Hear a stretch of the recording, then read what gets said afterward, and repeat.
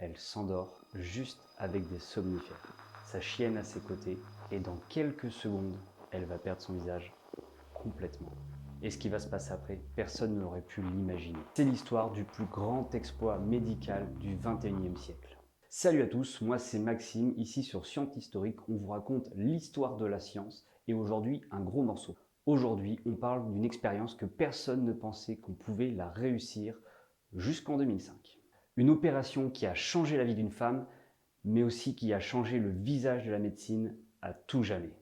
Donc on est en 2005 et une femme de 38 ans, Isabelle Dinoir, se trouve dans un moment que personne ne pourra jamais oublier, surtout elle. Se retrouve dans un moment que personne ne pourra oublier, même pas elle. Elle s'endort tranquillement chez elle avec quelques somnifères dans le ventre. Alors personne ne sait le pourquoi du comment elle avait pris des somnifères, ça on ne saura jamais. Isabelle Dinoir a tenu à expliquer dans quelles circonstances elle s'est fait mordre par son chien. Le 27 mai dernier, elle prend des médicaments pour oublier ses soucis et fait un malaise. Quand je me suis réveillée, j'ai essayé d'allumer une cigarette et je ne comprenais pas pourquoi elle ne tenait pas entre mes lèvres. C'est là que j'ai vu la mare de sang et la chienne à côté de moi. Je suis allée me voir dans la glace et là, horrifiée, je ne pouvais pas croire ce que je voyais, surtout que je n'avais pas mal. Depuis ce jour, là, ma vie a changé. Imaginez juste un instant être à sa place. Vous n'avez plus de lèvres, plus de menton et vous avez un trou à la place du nez. Vous ne pouvez plus respirer normalement. Si vous devez boire ou manger, il faut utiliser un tuyau et vous ne pouvez même plus communiquer parce que parler sans lèvres est devenu trop compliqué. Et si c'était le pire, parce qu'en fait maintenant qu'elle n'a plus de visage, qu'elle est complètement défigurée, plus personne ne la voit comme une personne normale. Elle ne peut donc plus sortir de chez elle sans avoir de problème. Elle va rester enfermée dans l'hôpital le plus proche de chez elle pendant 2 mois. 2 longs mois où elle ne verra personne hormis les médecins. Ensuite, il faut voir ça comme une sorte de petit sketch improbable qu'on verrait ça n'importe où. Un médecin vient la voir et lui dit qu'il peut l'aider. Il lui dit qu'il peut faire une greffe du visage entier. Alors déjà, elle se demande si ça avait déjà été fait, parce que t'imagines qu'en 2 mois, elle a quand même réfléchi. Hein. On parle du visage qui est abîmé, pas le cerveau. Et ça n'avait jamais été fait car très risqué. Même en reconnaissant les risques, elle fonce. Elle veut changer sa vie. Et c'est à partir de là que l'histoire commence à devenir vraiment folle grâce à ces 2 médecins, le professeur du Bernard et le professeur du Vauchel. 2 chirurgiens français d'exception. Il n'y a pas plus fort que eux au moment présent. Et tant mieux, car ils vont devoir faire l'impossible. Déjà, comment on fait pour greffer un visage entier? Bonne question. Bonne question. Trouver quelqu'un de mort. Oui, tout de suite ça fait bizarre, mais il faut trouver quelqu'un qui est mort et dont la famille accepte de faire un don pour une autre personne, ce qui est un peu compliqué. Retirer le visage du donneur, oui, le visage complet, nez, lèvres, menton jusqu'aux muscles des joues, c'est incroyablement difficile à dire, mais c'est encore plus difficile de le faire. Le garder vivant, bien évidemment, parce qu'en dehors de son corps, les cellules meurent. Et il faut qu'on prépare aussi Isabelle. Il faut recoudre chaque vaisseau sanguin, chaque petit vaisseau. Autant dire, c'est très compliqué vu la taille d'un vaisseau humain. C'est minuscule. Il faut connecter l'ensemble des nerfs du visage. Parce que c'est bien beau d'avoir un visage, mais il faut encore qu'on puisse sentir quand on se touche le visage pour que les lèvres puissent bouger correctement, ne pas avoir de problème après. Sinon, ça fait juste un masque de chair complètement mort. Et tout ça va prendre 15 heures. C'est énorme. Et voici une petite anecdote. Le truc de fou avec le docteur Dubernard, c'est le mec qui a déjà réalisé l'impossible. Il a réalisé une greffe de main en 1998. Donc en 2005, 7 ans plus tard, tout le monde lui dit « Max, t'es un énorme zinzin, tu veux pas greffer un visage ?» Lui, le petit sourire au bout de la bouche, dit « Regarde, j'ai déjà greffé une main, un visage, c'est juste plus difficile. » Et il l'a fait. Boum! Donc c'est le dimanche 27 novembre 2005 à 22 heures précises que les 2 équipes de chirurgie commencent. L'équipe 1, l'équipe de Lille, prépare le visage du donneur, tandis que l'équipe 2, celle d'Amiens, prépare Isabelle. La complexité de l'opération, c'est de travailler en synchronisation, comme un peu dans Ocean Eleven, mais avec des scalpels en plus et surtout des vies humaines. D'abord, l'équipe d'Amiens va enlever le vieux visage d'Isabelle.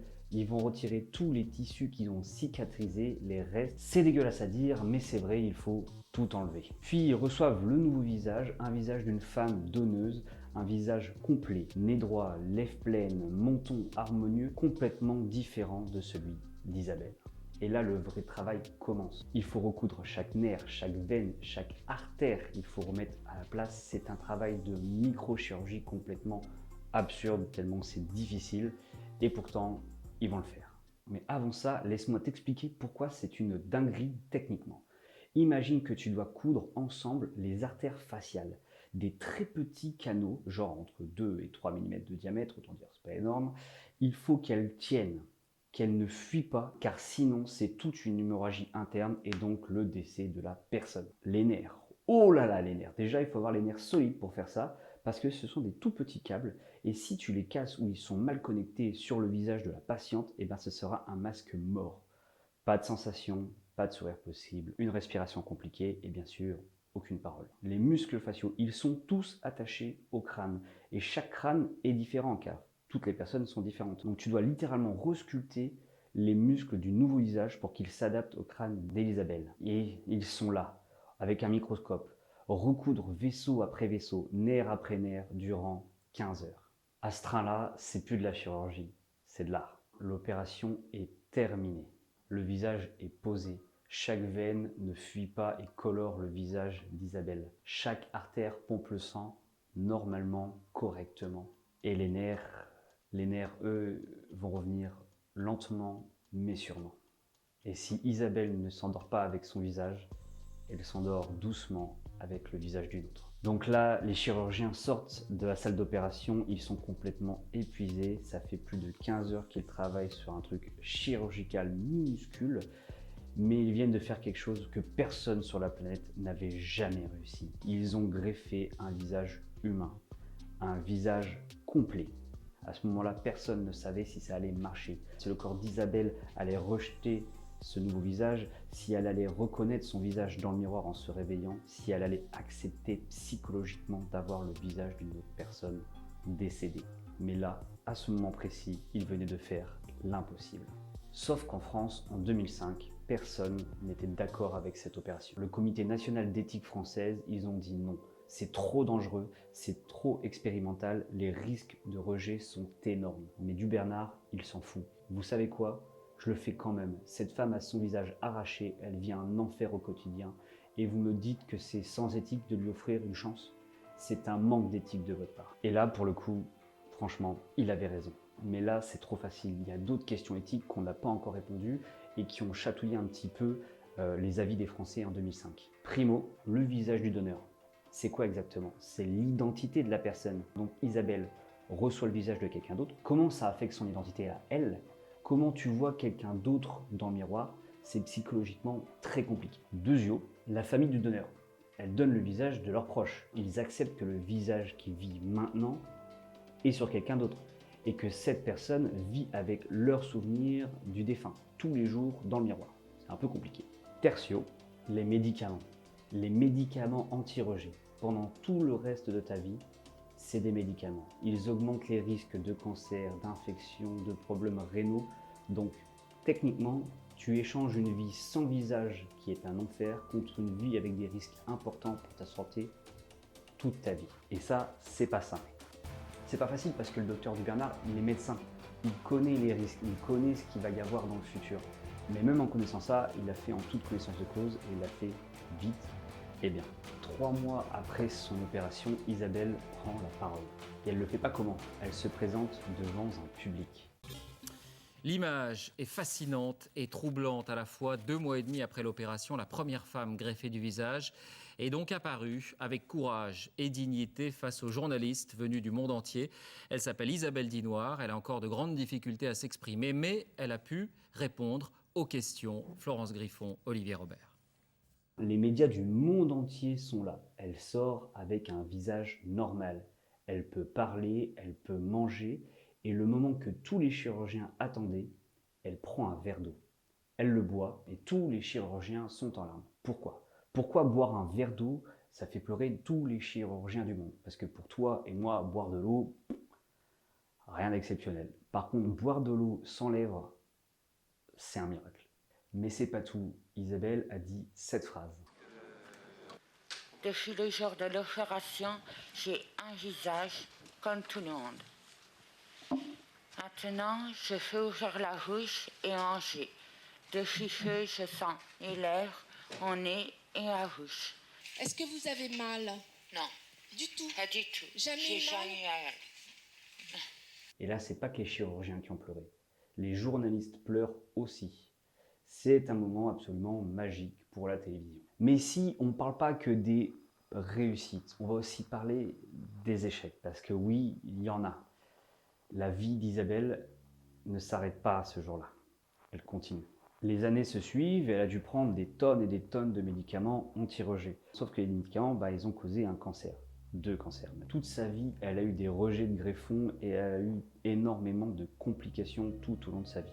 En 2015, 9 ans après l'opération, son corps a rejeté complètement son visage. Elle a redû vivre masquée à nouveau. Et pour finir, en 2016, à 49 ans, elle est décédée, probablement à cause des complications liées aux médicaments anti-rejet. Et ça fait partie souvent de l'histoire qu'on a oubliée, l'histoire qu'on ne veut pas raconter aux gens, parce que c'était un exploit irréel, mais il a eu quand même des complications. Mais, et je dirais même, c'est un grand mais, depuis 2005, plus de 50 greffes de visage ont été réalisées dans le monde entier. Et vous savez quoi? La plupart marchent. Les patients vivent bien mieux aujourd'hui. Prenons l'exemple de Patrick Hardison, un pompier américain qui avait brûlé son visage.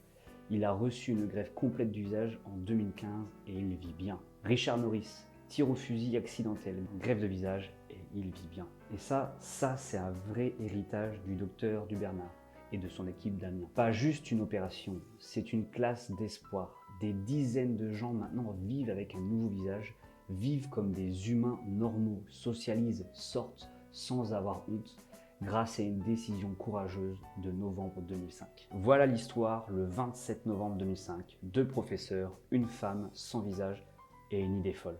Ça a changé la médecine, ça a changé des vies et ça continue d'en changer encore aujourd'hui. La science, c'est pas juste des formules et des chiffres, c'est du courage, c'est des gens qui prennent des risques que tout le monde aurait dit non. C'est franchement magnifique. Si cette vidéo t'a plu, n'oublie pas de liker la vidéo, de la partager à des personnes qui pourraient avoir envie de connaître cette histoire. N'oublie pas de commenter la vidéo. Tu peux me dire par exemple en commentaire si tu trouves que toi c'était éthique de faire cette opération ou non. Et surtout pourquoi, c'est ça qui est intéressant. Merci aux derniers abonnés de s'être abonnés à la chaîne. On est de plus en plus nombreux et on vise les 10 000 abonnés, donc je compte sur vous. Et je vous dis à plus pour une nouvelle vidéo.